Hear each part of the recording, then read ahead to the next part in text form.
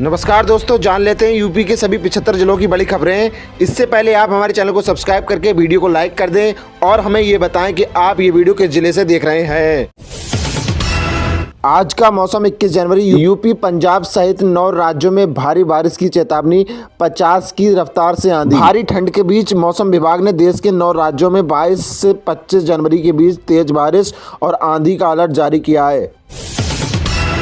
UP में बिजली उपभोक्ताओं के लिए बड़ी राहत। अब बैलेंस खत्म होने के 3 दिन तक नहीं कटेगी प्रीपेड मीटर की इलेक्ट्रिसिटी। बिजली उपभोक्ताओं के लिए राहत भरी खबर है। अगर उपभोक्ता के घर में स्मार्ट प्री मीटर लगा है और रिचार्ज खत्म हो गया है तो घबराने की जरूरत नहीं है। 3 दिन तक आपकी बिजली नहीं कटेगी। इसके आदेश 16 जनवरी 2026 को जारी किए गए थे। दिल्ली में अब 1,20,000 तक की पारिवारिक आय वाले परिवारों को मिलेगा राशन कार्ड। सरकार का बड़ा फैसला। दिल्ली सरकार ने राशन कार्ड की पात्रता सीमा बढ़ाकर वार्षिक पारंपरिक आय 1,20,000 रुपए कर दी है, जिससे लंबे समय से खाद्य सुरक्षा से वंचित गरीब परिवारों को राहत मिलेगी। एक बच्चा चोर की तलाश में 5 जिलों की आरपीएफ और जीआरपी टीम। फतेहपुर स्टेशन पर सीसीटीवी में दिखा, फिर कहां गया। नंदन कनान एक्सप्रेस में अलीगढ़ की मुन्नी बेगम का 10 माह का बच्चा नशीली लड्डू खिलाकर चुरा लिया गया। चोर फतेहपुर स्टेशन पर सीसीटीवी में दिखा और कानपुर की ओर भागा। 5 जिलों की आरपीएफ और जीआरपी टीमें बच्चे की तलाश कर रही है।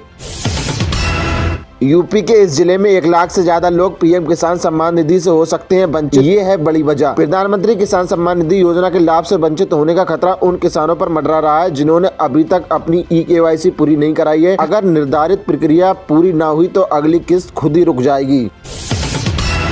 पीएम आवास शहरी योजना 2 लाख लाभार्थियों को वितरित किए 2094 करोड़। सीएम बोले, आपने गंदगी दूर की, हमने माफिया। मुख्यमंत्री योगी आदित्यनाथ ने अधिकारी को निर्देश दिए कि नगर निकाय में नोडल अधिकारी तैनात कर सुनिश्चित किया जाए कि किसी भी लाभार्थी के साथ कोई गड़बड़ी न हो। डीएम खीरी की पाठशाला से बेटियों के उज्जवल भविष्य को लगेंगे 4 चांद। उन प्रतिनिधियों ने 9,000 बेटियों को सौंपी विद्यानी पोटली। लखीमपुर खीरी जिला प्रशासन ने बेटी बचाओ बेटी पढ़ाओ विजन के तहत डीएम खीरी की पाठशाला शुरू की है। इसके अंतर्गत 9,000 छात्राओं को विद्यानी पोर्टल दी जाएगी, जिसमें व्हाइट बोर्ड, कम स्टडी टेबल, मार्कर और डस्टर शामिल हैं। 9750 करोड़ के निवेश प्रस्तावों पर मुहर। क्लीन एनर्जी और AI के क्षेत्र में वैश्विक दिग्गजों ने मिलाया हाथ। उत्तर प्रदेश ने दावोस में विश्व आर्थिक मंच की बैठक में 9750 करोड़ के निवेश समझौते किए। वित्त मंत्री सुरेश खन्ना के नेतृत्व में प्रतिनिधिमंडल ने SAEL के साथ वेस्ट टू एनर्जी और सिफी के साथ AICT के लिए करार किए। उबर और गूगल जैसी कंपनियों से भी चर्चा हुई। कोर्ट कचहरी नहीं, राह चुनिए। कॉरपोरेशन के अध्यक्ष बिजली बिल के बकायेदार उपभोक्ताओं से की appeal. Power corporation Uttar Pradesh में बिजली बिल राहत योजना को प्रभावी ढंग से लागू कर रहा है। अध्यक्ष डॉक्टर आशीष कुमार गोयल ने अधिकारियों को सभी बकायेदारों तक पहुंचने और उन्हें योजना का लाभ उठाने के लिए प्रेरित करने के निर्देश दिए। खुशीनगर में पराली की आग ने मचाई तबाही। 4 गांवों के किसानों की 400 एकड़ गन्ने की फसल जलकर राख। खुशीनगर के बड़हरागंज में पराली जलाने से लगी आग से 4 गांवों के किसानों की 400 एकड़ की फसल जलकर राख हो गई। रामकोला थाना क्षेत्र के मादी मठिया गांव में सोमवार को तेज हवा के कारण विकराल हो गई। दमकल की देरी से पहुंचने में ग्रामीणों ने आग बुझाने का प्रयास किया। नोएडा हादसे पर सीएम योगी सख्त। 3 सदस्यीय SIT गठित, 5 दिन में पेश करेगी रिपोर्ट। नोएडा के सेक्टर 150 में हुए दर्दनाक हादसे ने सिस्टम की लापरवाही को बेनकाब कर दिया। 27 साल के सॉफ्टवेयर इंजीनियर की मौत के बाद सीएम योगी ने सख्त रुख अपनाया। जांच के लिए 3 सदस्यीय SIT बनाई है जो 5 दिन में अपनी रिपोर्ट सौंपेगी। गौ माता संरक्षण पर आधारित फिल्म गोदान 6 फरवरी को होगी रिलीज। निर्माता विनोद चौधरी ने सीएम योगी से की मुलाकात। विनोद चौधरी द्वारा निर्मित गोदान फिल्म 6 फरवरी को रिलीज होगी, जो गौ माता के संरक्षण और भारतीय संस्कृति में उनके महत्व पर केंद्रित है। संजय सिंह बोले, सामाजिक न्याय के लिए संघर्ष करती रहेगी आप, सरकार पर साधा निशाना। आम आदमी पार्टी के संजय सिंह ने वाराणसी में जखनी से राजा तालाब तक पदयात्रा की। उन्होंने सरकार पर ऐतिहासिक विरासत की अनदेखी, युवाओं को गुमराह करने और बेरोजगारी जैसे मुद्दों से भटकाने का आरोप लगाया। सिंह ने सामाजिक न्याय के लिए संघर्ष जारी और बेरोजगारों को 10,000 रुपए तक का मासिक भत्ता देने की मांग की। कफ सिरप मामले में भोला जायसवाल की संपत्ति कुर्की पर आपत्ति, 28 जनवरी को होगी अगली सुनवाई। कफ सिरप मामले में आरोपी भोला जायसवाल और उसके परिवार की संपत्ति कुर्क करने की पुलिस अर्जी पर वाराणसी कोर्ट में सुनवाई हुई। भोला की पत्नी और बेटी के वकील ने बीएनएस की धारा 107 के नए एक्ट को दोषपूर्ण बताते हुए आपत्ति जताई। नितिन नवीन मेरे बॉस, मैं उनका कार्यकर्ता, बीजेपी के नए अध्यक्ष के ऐलान पर बोले पीएम मोदी। नितिन नवीन को भाजपा का नया राष्ट्रीय अध्यक्ष नियुक्त किया गया। प्रधानमंत्री नरेंद्र मोदी की उपस्थिति में उन्होंने पदभार संभाला। पीएम मोदी ने नवीन को बधाई देते हुए उन्हें अपना बॉस बताया और भाजपा को लोकतांत्रिक चुनाव प्रक्रिया की सराहना की। अगर बोर्ड ऑफ पीस में शामिल नहीं हुए तो ट्रंप ने फ्रांस को दी 200% टैरिफ लगाने की धमकी। अमेरिकी राष्ट्रपति डोनाल्ड ट्रंप ने फ्रांस को 200% टैरिफ की धमकी दी है। ये धमकी फ्रांस के बोर्ड ऑफ पीस में शामिल होने से इनकार करने के बाद आई। ट्रंप ने फ्रांसीसी वाइन और शैंपेन पर टैरिफ लगाने की बात कही। नितिन नवीन बने बीजेपी के सबसे युवा राष्ट्रीय अध्यक्ष, मोदी शाह के सामने हुई ताजपोशी। नितिन नवीन के निर्विरोध भाजपा के राष्ट्रीय अध्यक्ष का पदभार संभाला। पदभार ग्रहण करने से पहले उन्होंने दिल्ली के मंदिरों में दर्शन किए। भाजपा मुख्यालय में प्रधानमंत्री मोदी, गृह मंत्री अमित शाह, रक्षा मंत्री राजनाथ सिंह, यूपी सीएम योगी आदित्यनाथ सहित कई वरिष्ठ नेता और मुख्यमंत्री की ताजपोशी में शामिल होंगे। नोबेल का देना फैसला सरकार का नहीं, ट्रंप को पुरस्कार न मिलने पर नॉर्वे के पीएम का जवाब। अमेरिकी राष्ट्रपति डोनाल्ड ट्रंप ने नोबेल शांति पुरस्कार न मिलने पर नॉर्वे की सरकार को घेरा था। इस पर नॉर्वे के प्रधानमंत्री जोनास गैर स्टोर ने स्पष्ट किया कि नोबेल पुरस्कार का फैसला एक स्वतंत्र समिति करती है, न कि नॉर्वेजियन सरकार। बीसीए स्टेडियम में भारत न्यूजीलैंड की पहली भिड़ंत, आसानी से समझे नागपुर की पिच का मिजाज। भारत और न्यूजीलैंड के बीच 5 मैचों की टी20 सीरीज का पहला मैच नागपुर में 21 जनवरी को खेला जाएगा। वनडे सीरीज हारने के बाद भारतीय टीम की नजरें टी20 सीरीज जीतने पर होंगी। मैनपुरी में किसान की मौत पर हंगामा, प्रशासन ने दिया 4 लाख का मुआवजा और 5 बीघा जमीन, तब किया अंतिम संस्कार। मैनपुरी के कुर्रा क्षेत्र में आग लगने से किसान बेचेलाल की संदिग्ध मौत के बाद परिजनों ने सब का अंतिम संस्कार करने से इनकार कर दिया। उन्होंने मुआवजे और भूमि पट्टी की मांग को लेकर हंगामा किया। प्रशासन ने हस्तक्षेप कर मृतक आश्रित को दैवीय आपदा के 4 लाख रुपए और 5 बीघा भूमि का पट्टा दिया, जिसके बाद करीब 2 घंटे बाद अंतिम संस्कार संपन्न हुआ। निकाय चुनाव लड़ना है, झारखंड 2026 के लिए फुल गाइड, खर्चा, लिमिट, योग्यता, अयोग्यता, सारे रूल्स। झारखंड में 2026 के निकाय चुनाव के लिए राज्य चुनाव आयोग ने नए नियम जारी किए हैं। इसमें पार्षद, मेयर या चेयरमैन बनने के लिए 15 लाख रुपए की खर्च सीमा तय की गई। आरक्षित सीटों पर जाति प्रमाण पत्र अनिवार्य, साथ ही 2 बच्चों की नीति और कर क्लियरेंस जैसे पात्रता मानदंड भी सख्त किए गए। CBSE CTET exam city intimation slip जल्द होगी जारी, परीक्षा 8 फरवरी को। सीबीएसई की ओर से सीटेट फरवरी 2026 एग्जाम के लिए प्रोविजनल आंसर की जल्द ही जारी किए जाने का अनुमान है। सिटी स्लिप ऑनलाइन जारी होगी, जिसे डाउनलोड करके उम्मीदवार हासिल कर सकता है। टोयोटा अर्बन क्रूजर यूवेला हुई पेश, 543 किलोमीटर की रेंज के साथ मिलेंगे बेहतरीन फीचर। टोयोटा की ओर से भारत में कई सेगमेंट में वाहनों की बिक्री की जाती है। निर्माता की ओर से भारत में अपनी पहली वीईवी के तौर पर टोयोटा अर्बन क्रूजर यूवेला को पेश कर दिया है। इसमें कितनी दमदार बैटरी और मोटर दी गई है, किस तरह के फीचर्स दिए गए हैं, आप इसकी वेबसाइट पर जाकर चेक कर सकते हैं। राष्ट्रगान को नहीं मिला सम्मान, नाराज होकर विधानसभा से बाहर निकले तमिलनाडु के राज्यपाल। तमिलनाडु के राज्यपाल आर.एन. रवि विधानसभा सत्र से बाहर चले गए। उन्होंने तमिल एंथम के राष्ट्रगान बजाने की मांग की थी, जिसे स्पीकर अम्बू ने अस्वीकार किया। राज्यपाल के सदन को संबोधित किए बिना ही वो कार्रवाई बहिष्कार किया और ये तीसरी बार है जब उन्होंने सत्र का बहिष्कार किया। उन्होंने राष्ट्रगान को सम्मान न मिलने पर दुख जताया।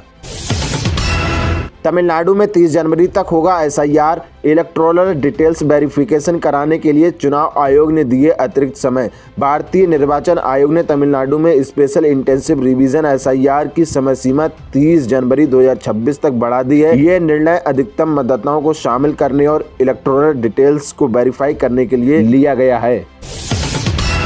29 जनवरी को लॉन्च होगा 10,001 mAh बैटरी वाला 5G फोन, जाने संभावित कीमत और features. Realme P4 Power 5G Bharat में 29 जनवरी को लॉन्च होगा। इसमें 10,000 mAh की बड़ी बैटरी और 1.5 hyper glow 4D curve display मिलेगा, जो 144 हर्ट्ज रिफ्रेश रेट सपोर्ट करेगा। इसकी संभावित कीमत 35 से 40 हजार रुपए के बीच हो सकती है। RRB group D vacancy 2026 railway group D के भर्ती के लिए एप्लीकेशन डेट चेंज। अब इस डेट से स्टार्ट होंगे आवेदन। आरआरबी की ओर से ग्रुप डी की भर्ती के लिए तिथियों में बदलाव किया गया है। पहले 22,000 पदों के लिए आवेदन 21 जनवरी से स्टार्ट होने थे, लेकिन अब 31 जनवरी से एप्लीकेशन विंडो ओपन की जाएगी। फॉर्म भरने की लास्ट डेट 2 मार्च निर्धारित है। 3 दिन से धरने पर बैठे अभित मुक्तेश्वर नंद को नोटिस। मेला प्राधिकरण ने कहा 24 घंटे में सबमिट करें कि आप शंकाचार्य हैं। चांदी आज 10,888 बढ़कर 3,05,000 के ऑल टाइम हाई पर।